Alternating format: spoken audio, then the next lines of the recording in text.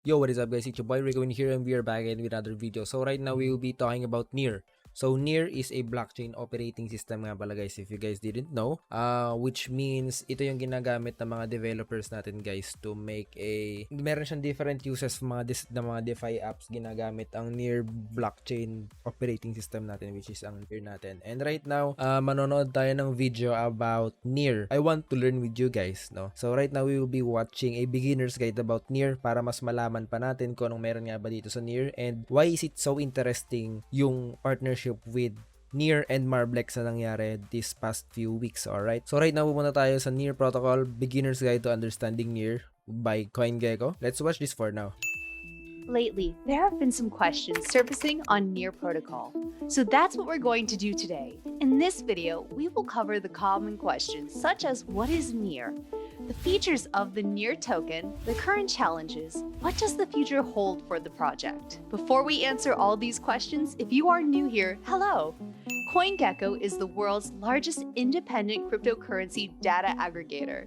If you would like to stay updated on all things crypto, make sure to click on that subscribe button, turn on the notification, and follow us on all of our social media platforms linked below. Alright, so Near. Let's begin. Near Protocol is a sharded, delegated proof-of-stake blockchain with the same smart contract functionality we see in other popular Layer 1 chains. Back in Okay, so based dito sinabi dito, ang Near Protocol daw is a Layer 1 blockchain. O sabihin ng Layer 1 blockchain, ito yung nag-execute ng mga transactions natin or nung mga nung mga nodes natin dito when we're making transactions. So basically, meron siyang same use as Bitcoin, Litecoin, and Ethereum kagaya na nandito sa picture. Back in 2018, Near was founded by two tech enthusiasts, Alexander Skidinov, a former Microsoft software developer, and Ilya Polushkin, a former engineer manager at Google Research. The two of them managed to raise over $200 million from prominent venture capitalist funds such as Three Arrows Capital, A16Z, Dragonfly Capital, Coinbase Ventures, and more. So why create Near? Near attempts to tackle the blockchain trilemma of security, scalability, and decentralization by combining and reiterating on the best features of other chains, on top of having a strong focus on user and developer friendliness, as well as interoperability, with the goal of achieving. Alright, so balik mo na tayo dito sinabi niya dito. Blockchain trilemma natin guys. Ito kasi yung goal ng bawat blockchains na ginagawa right now. So the security, the scalability, and decentralization. Sama mo na sa scalability yung bilis. So right now, ayun ang goal ng lahat ng mga blockchain na nangyayari ngayon. If we have meron tayong mga competition between blockchains, ito yung pinaglalabanan nila guys. Gaya nung meron tayong bagong release na ZK-EVM. Ayun, meron siyang kung baga sa Ethereum, ito yung layer 2 natin. If I'm not mistaken, ZK-EVM is a layer 2. So, hindi ako nagkakamali, ZK-EVM is a layer 2 ng Ethereum. And yun, with that, sa siya. So, yung ZK-EVM natin is nagbo-boast siya ng fast na transaction and lower gas fee. So, dito naman sa Near natin, binanggit to since 2018 pa naman tong blockchain na to. No? Near daw is nagbo-boast siya sa scalability, decentralization, and security. And makikita pa natin kung ano bang meron kakaiba dito sa Near. Alright. And reiterating on the best features, the focus, as well as interoperability. With the goal of achieving mainstream adoption in mind, the focus was on creating a user-friendly platform that differentiates Near from other Layer 1 chains. How is Near different? I know, I can hear the question running through your mind.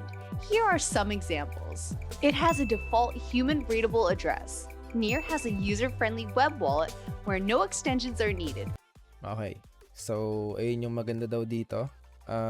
Default human readable address. So readable address, hindi siya kagaya nung address na we have na mga 0x something na different characters, no. Readable address. And next natin is user friendly wallet, no. So meron kasi tayo ginagamit na MetaMask, Mat Wallet, KaiCas, OKX, and different SUI na ginagamit. Kagaya dito, marami tayong wallet na nandito ngayon. So 4 yung nakalagay ko dito, sama mo na yung mga Ronin natin, 'di ba? So those are different extensions na kailangan mo para magkaroon ka ng wallet. And dito sa Near, hindi mo kailangan ang extensions para magamit yung Near. Recover an account via email or mobile for convenience. This option can be disabled should a user wish to. Low transaction fees, typically less than $0.01 US. Fast transactions with a 2-second finality. Okay, so that is what Near is boasting, kasi when it comes to kung meron siyang services like Bitcoin, Ethereum, kung makikita niyo naman, napakalaki ng gas fees niyan guys if nakapag-transaction na kayo dati niyan. Sa Bitcoin nag-transaction ako dati, parang 1K ata yung gas fee nila nung nag-transfer ako from MetaMask, something like that. Sobrang laki.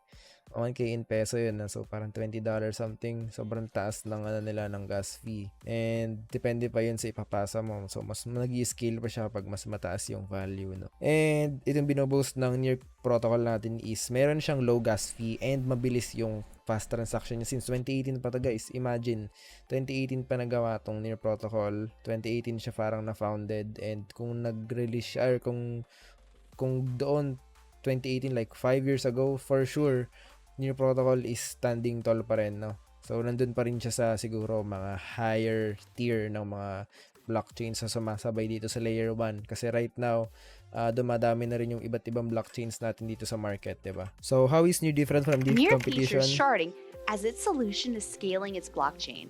If you are new to the concept of sharding, it is essentially a technique used to split a single data set across multiple databases, allowing for parallel processing and a more balanced distribution of the network according to the computational resources available. This is essentially what ETH 2.0 will be introducing to.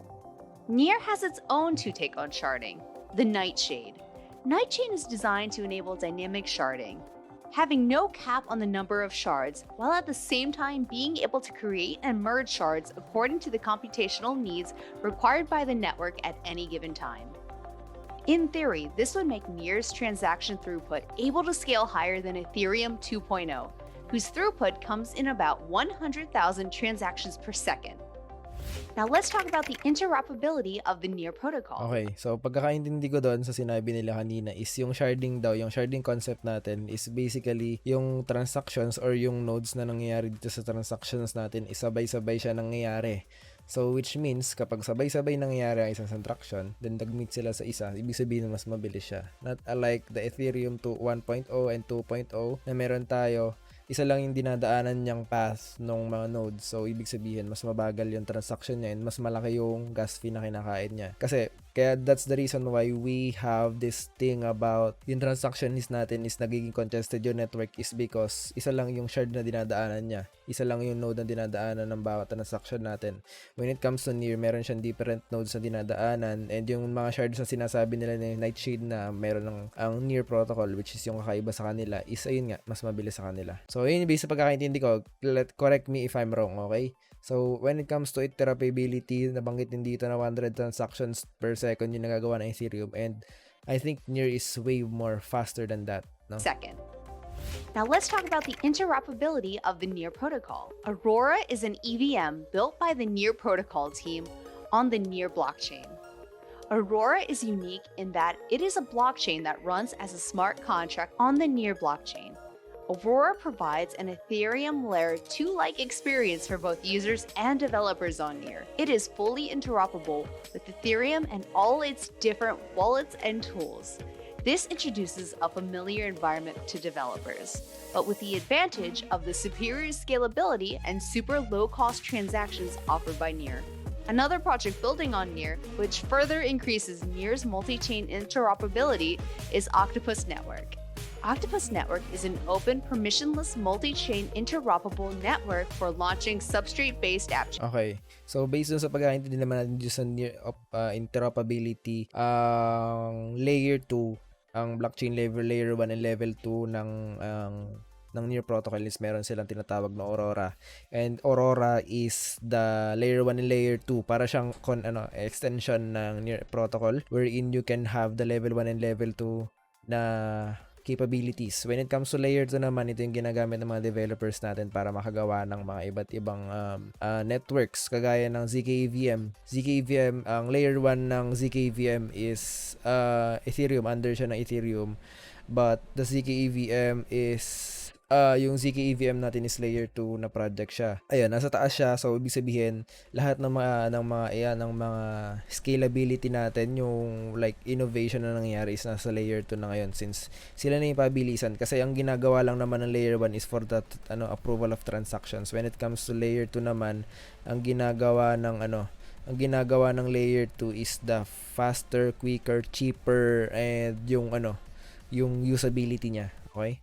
Experience for both So basically, ina-extend lang naman itong layer 2 yung mga capabilities ng layer 1 natin na data, no? So dito naman, kasi yung layer 1 natin is, since lumang-luma na siyang nagawa, ang layer 2 natin is like extension siya para mas mapabilis yung mga transactions and mas cheaper. Kasi kagaya nun, blockchain natin is like, under ka ng Bitcoin, ang laki ng gas fees, ang bagal, di ba? Mabagal yung transactions natin. And kung nasa layer 2 ka, meron naman siya, since extension nga ang layer 2, kapag gumawa ka lang, for example, itong Near Protocol na Aurora natin is meron kang transaction under the network ng Near Protocol. Ibig sabihin, mas mabilis yung transaction na magagawa mo since idadaan mo siya sa layer 2. So, next one, economic metrics.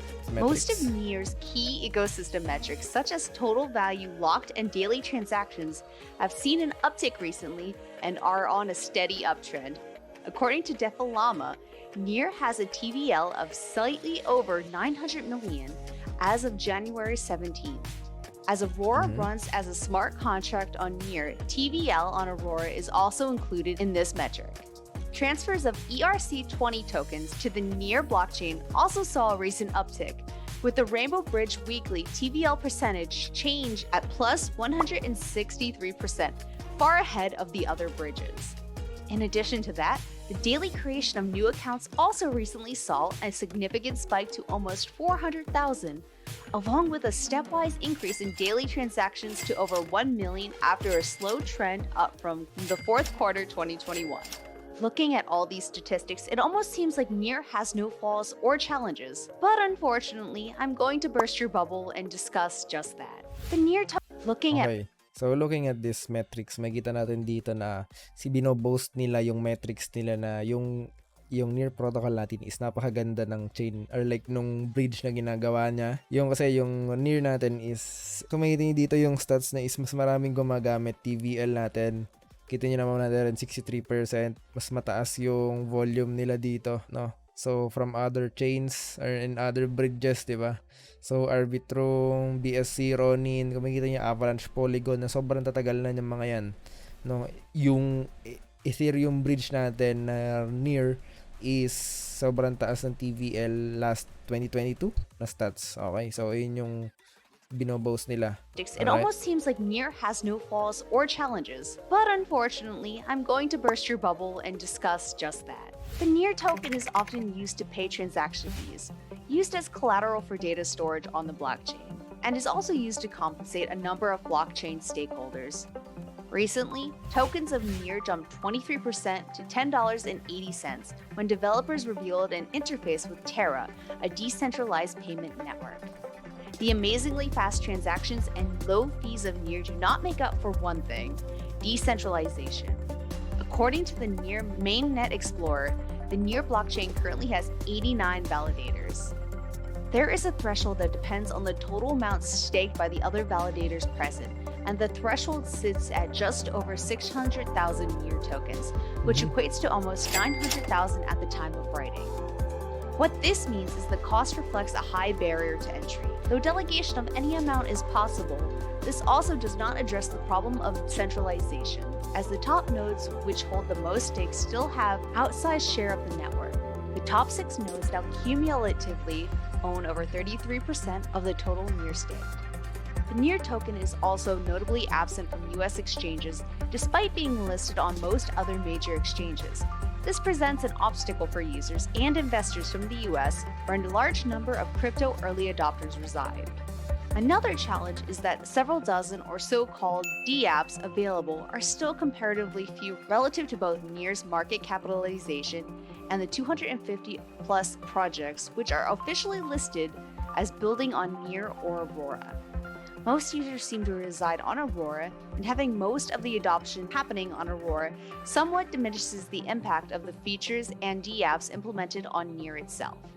Alright, so dito naman sa mga nabanggit dito is meron daw 89 validators yung Near protocol, and ang isang big problem nila dito is decentralization, no? So nabanggit din dito na ang Near, o nga pala, no? So napansin ko lang din, why hindi natin nakikita, bakit hindi natin nakikita yung Near protocol or yung Near token natin dito sa bakit hindi natin nakikita yung Near token natin dito sa mga Binance or something. That's the reason why I wanted to check it right now kung saan siya dumadaan, since kung makikita nyo dito, lahat ng protocol markets natin is nandun siya sa mga sa mga hindi natin kilalang mga exchange, no? So that's the reason why pinanggit din doon na meron tayo mga early adopters na hindi kayang i-reach ng Near, and that's a big of a problem din sa pagdating dun sa mga challenges lang naman siya ng Near protocol, but it doesn't mean na nagiging nagiging hadlang siya para sa growth ng Near protocol. And right now, with the help of Marblex, no, so we have a lot of market dito sa Near protocol, and meron tayo mga D-apps din na nangyayari. So, ang D-apps lang daw na nangyayari dito sa Near protocol is under lamang sa Aurora. Ibig sabihin, since layer 2 ngayon, no, layer 2 yung Aurora natin, lahat ng D-apps is dumadaan siya sa Aurora and ginagawa siya sa Aurora. So, yung mga D-apps na yun is hindi siya masyadong kilala right now. Kung makikita nyo dito, hindi naman lahat ng mga D-apps under Aurora is kilala din. That's the reason why hindi sila masyadong lumalaki. Pero, yun nga, nabanggit nila na even though napakalaki ng transaction nila ng TVL, ng volume ng Near protocol, hindi pa rin sila nalilist from biggest exchanges like Binance that we have, diba? So that's the like Bybit na partner din with Marblex, no? So future plans To further scale and increase decentralization exists in Near's roadmap. The main upgrades relate to the implementation of the various phases of Nightshade, which brings back the focus on Nightshade. dynamic resharding and increasing validator nodes. Nightshade is planning to be deployed in stages 0 to 3. In Phase 0, the network will be split into 4 shards, with validators still having to track all shards to maintain security. Phase 1 focuses on increasing decentralization by introducing chunk-only producers, which are validators who validate chunks on a specific shard. The aim of Phase 2 is to increase accessibility for validators. This phase will eliminate the need for validators to track all shards. Phase 3 is when the dynamic resharding will be completed for Near. This removes the ceiling for scaling, as well as increases the resilience of the network to usage spikes. And that's a wrap for Near Protocol. and that means As we can see from Near's aggressive roadmap for Nightshade, expectations have been set high. Time will tell if the Near team is able to deliver their roadmap according to schedule, or if the project will face similar hurdles and delays as the long-awaited Ethereum 2.0. In the coming months, it will be crucial for Near to further decentralize in order to gain legitimacy in the eyes of the crypto community. Do subscribe to CoinGecko. Alright, so based on sa nabanggit nila, yun nga yung goal nila. And right now, tapos na yung Q4 ng 2022, which we expect na tapos na yung dynamic sharding nila. And right now, they are reaching out to different ecosystems like the Marblex ecosystem, which is a GameFi, no? So, when it comes to this, I think Near protocol is a new market na makakuha dito ng Marblex natin. And we are expecting na they can make something good out of this one, since kung makikita niyo dito, meron silang Aurora, no? So Aurora is their layer 2. Kung makikita natin dito, guys, I will put this site dun sa link natin sa descriptions natin, and sa para mas makita nyo kung gusto nyo i-check out itong Near, and if you guys are interested in investing or like para mas magkaroon kayo ng knowledge about different protocols and ecosystems natin dito across different blockchain ecosystems like Ethereum, blockchain, BSC, di ba? Alright. So right now, kung makikita nyo dito, I also have here the Medium para mas updated tayo sa mga recent update dito sa Near natin, and mas maganda if makarinig tayo ng mga AMA nila, kasi marami tayong kailangan matutunan about different ecosystem, kasi nandito yung opportunities, guys, when we try to reach out to different ecosystems, no? So yun lang gusto kong sabihin sa inyo, guys. Thank you guys for watching this video, and I hope you guys learned something from this. Stay tuned on the next video. Bye bye.